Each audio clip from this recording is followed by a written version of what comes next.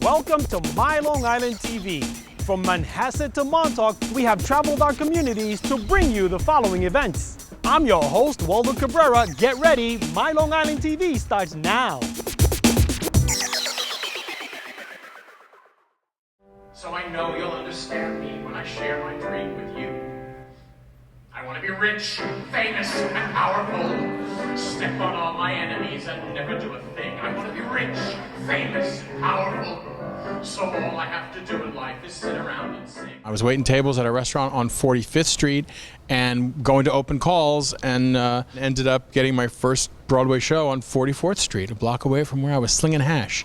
Springtime, fucking blood, and cheerleading, a surprise smash. Springtime, fucking blood, and cheerleading, for years. I have a Tony nomination that I received for the producers, yes, which was thrilling and crazy, and you know, as a kid, this New York City was always Fantasyland to me. So to be able to live and work, and then to get any recognition in that way from the industry, from your peers, is a marvelous thing. 'Cause there's a sure shooting sucker born a minute, and I'm referring to the minute you were born. I was never that kid that was like, I'm going to be on Broadway when I grow up. I was just like, I want to be a singer.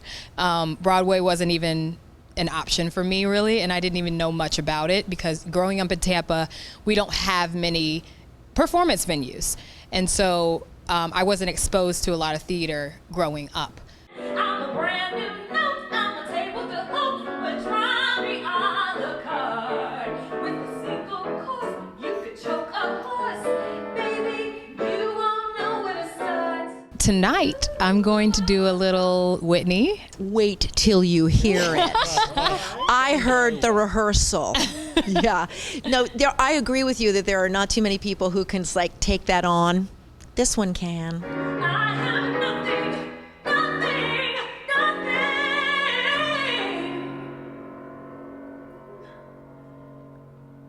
If I don't have you. It was great to get a Tony nomination. That was great. And that was for Urinetown. I'm singing a song from Urinetown tonight. I think that it scared people at first because they thought it meant it was going to be dirty. But you know what? There are literally like no dirty words in that show. I mean, nothing really dirty happens on stage. I mean, other than it's filthy, but that kind of dirty. No more bathrooms like in olden days.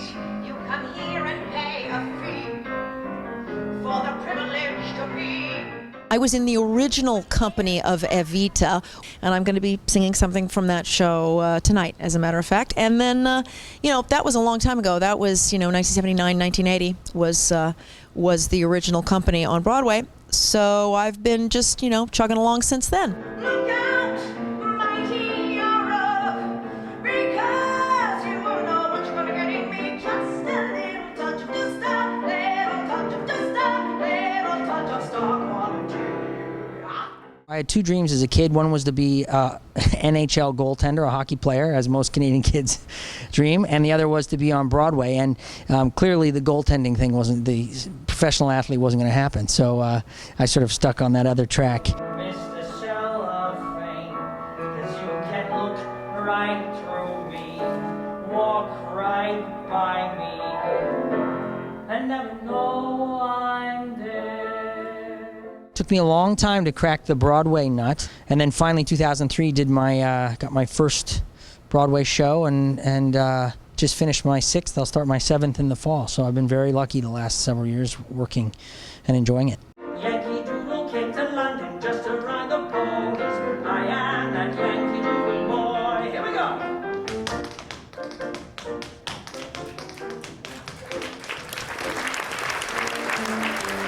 I went right from kind of community theater, you know, plays at my church to New York. So it was, you know, culture shock in a lot of ways, but it taught me a lot. What I learned was that it actually didn't matter if I was doing it on Broad Street in Philadelphia, where I'm from, or on Broadway. What I brought to it was still the same. My heart is the candle, and your heart the flame that burns with a fire so true.